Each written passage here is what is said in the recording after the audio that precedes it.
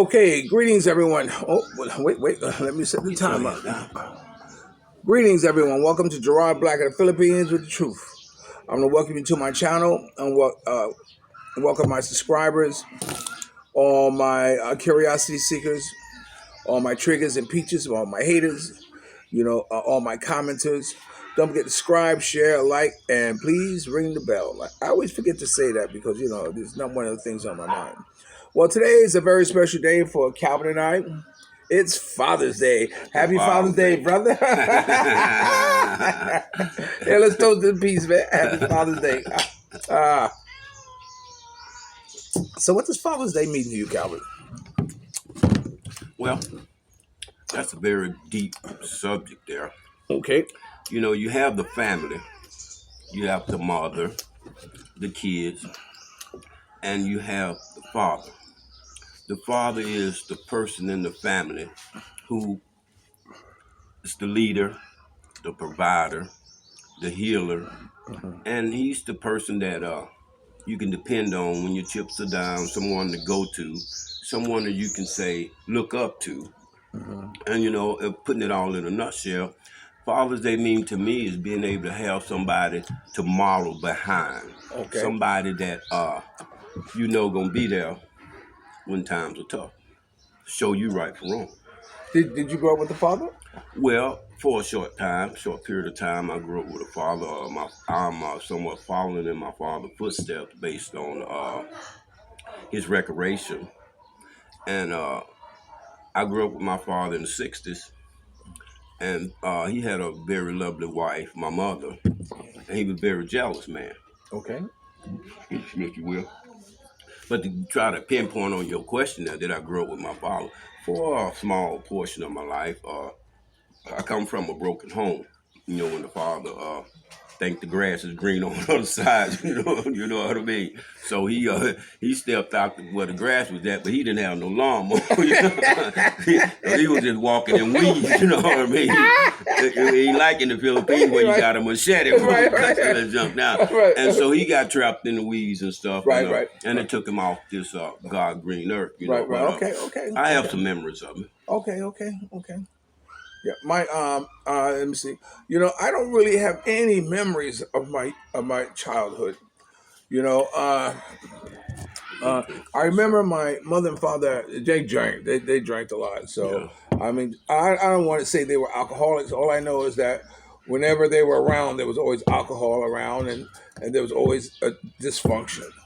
The one thing I remember about my father was that when my oldest brother, who chose to live the white world, and was he learned darky and blackie when he was in high school. He used to come home and kick my ass, which is pretty cold blooded. But I remember and begged me not to tell Dad. But then my father would put me on his lap and said, look, although your hair is different, your skin is different. He says, I love you because you're all my children. And I'll never forget that. But I'll tell you, a funny thing happened to me in Las Vegas, man. I was living in Las Vegas with this retired New York police officer. A thief. Stole a lot of shit from me. Shit that he can't even use, but he just had to take something. So anyway, representative of the law. Yeah. Stealing shit. Stealing. So what do you say? Okay, so anyway, he gave me a razor.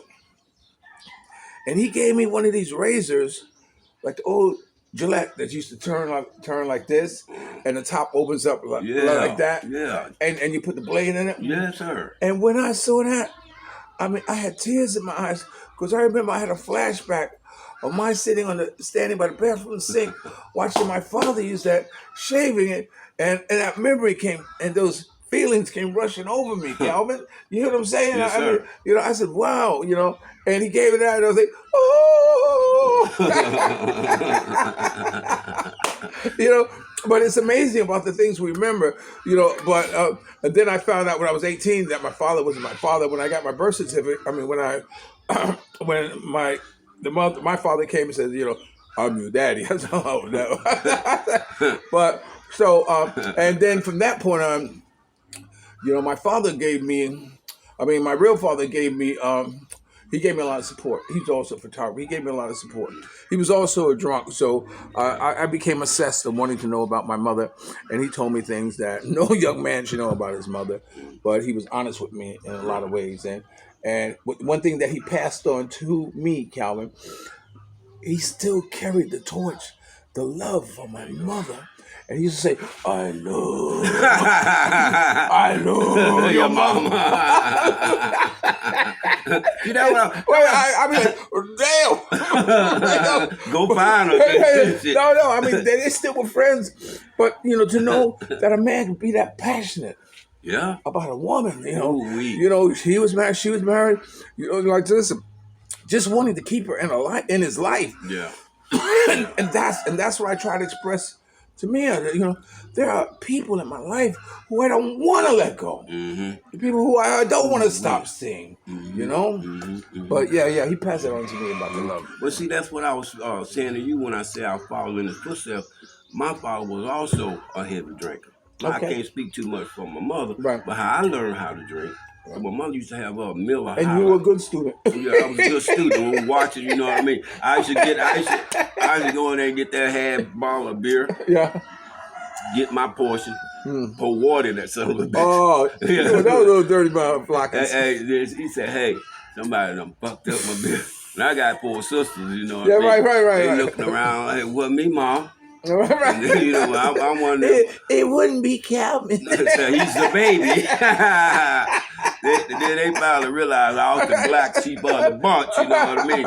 So if something went wrong, right. They blame me, you know. When you talking about a man didn't want his woman or his spouse, significant other out of his life, my father told my mother and us, if I can't have her, can't nobody have her. Ooh. And he stated, you know what I mean? See, I grew up in the South. Right, you know right. I grew up as an Afro-American. Right. I ain't nothing against Caucasians, Filipinos, Chinese, Japanese, Thailand people. Right. North Korean, it don't matter. You grew up as a Negro. Yeah, I grew up as a Negro. Like the boy said, hey, it was easy for someone. Hey, nigga, what's up, my nigga? You know what I mean? It wasn't no big deal. You know what I mean? Right. I know a friend of mine, the actor, I call him a friend of mine. I don't think I physically met him. He said they called him nigga so much, he thought that was his damn name. You know what I mean?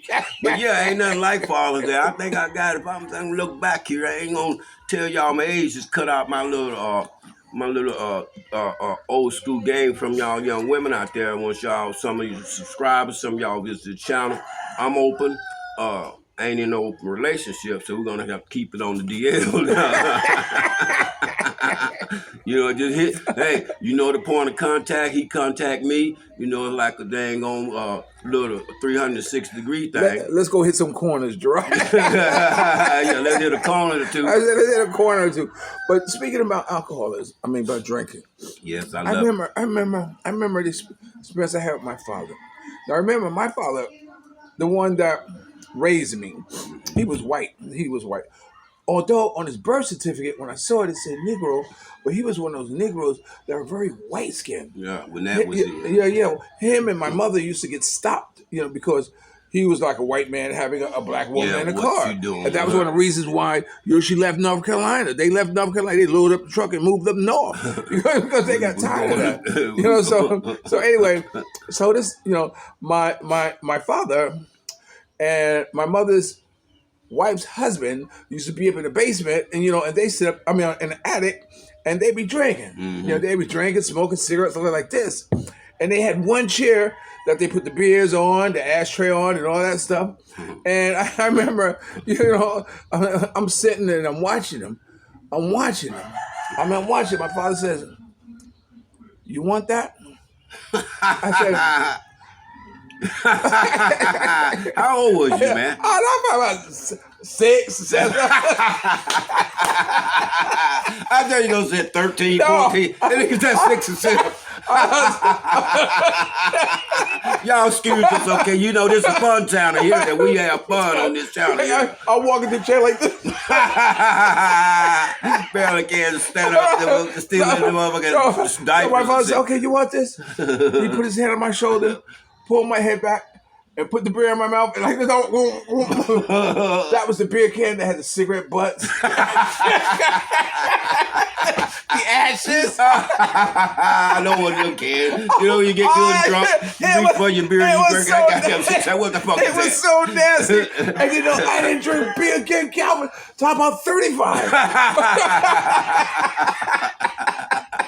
Boy. But I'll never forget that. I'll never forget that experience. How long I've been a father? I don't like to just tell my age, you Right. know what I mean? But I will, because I'm proud of my age, you know. A lot of people that I knew when I was growing up, God rest his soul. Okay. It's for my brothers. Oh, okay. It's for my brothers.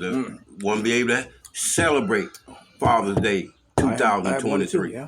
So I have a reason for pouring a drink. But yeah, man, I'm talking about not just your brother, all the fathers who are not with us today, man. You know, see. I've been drinking so long, but I ain't started at 6, though. You know what I mean? I started and stopped at 6. I probably was 7. You know what I mean? 8, maybe. You know what I mean? Okay. Hey, but let me see. 22 from 62. What are you gonna do? 2 from 2 is 0, and you take 2 from 6. I've been a father for 41 years. Okay. I done celebrated 41 Father's Day. And I'm here to share with you viewers out there, and I'm proud to say I'm now celebrating my 61st Father's Day, and I'm on the move. Okay. Ain't nothing stopping me now but ain't me. No stopping us now, yeah.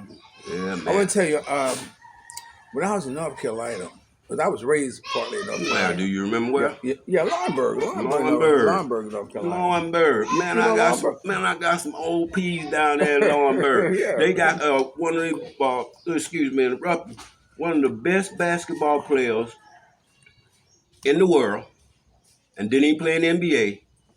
Had to go to school from Harlem, New York.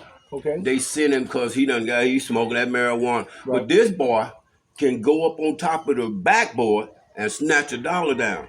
Wow. And then they had to get him out of Harlem because he got on that rock, what they call that horse. He got on that horse and stuff. Showing out in school, coach catch him smoking marijuana. He done jumped up and snatched that $1 off the board. Coach, who that, Manigo? Called Earl the Pearl Manigo. What Earl the Pearl? Okay, that's Manigo. Pearl. And they asked Kareem Abdul-Jabbar when he was getting ready to retire. They said, Kareem, back in the days when you was Lou Alcindor. Right. Okay. All right. Let's talk about it. Let's talk about it. You know, because they used to have Rucker. Them boys come out of New York. Hell, most NBA players come out of New York. You know what I mean? Because they was trying to stay off them streets. Right. And then they are early in high school, you know, leading the score and hit 57 points in junior high school. He probably was in 8th grade. You know what I mean? You know, you're talking about somebody smoking at a young age. He was doing the thing too. Okay. But he got too far. Never played in the NBA. Okay. That's Lou Alcindor, which at that time was Kareem Abdul-Jabbar. Okay, right. I think he switched over to Muslims. Right, sure. No.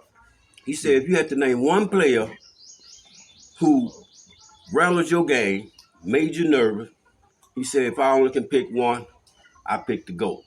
Earl, they called him Manigo. GOAT. You used to talk about Michael Jordan, the greatest of all time. Right. He wasn't even thought of then. The GOAT. Wow. But we talking about, man, 40s, man. Wow. GOAT was bad boy. Wow. The coach gonna tell you, seen GOAT snatch that $20 off top of that rim. He said, GOAT, come here, we need to talk. What's up? How you doing? Who's that?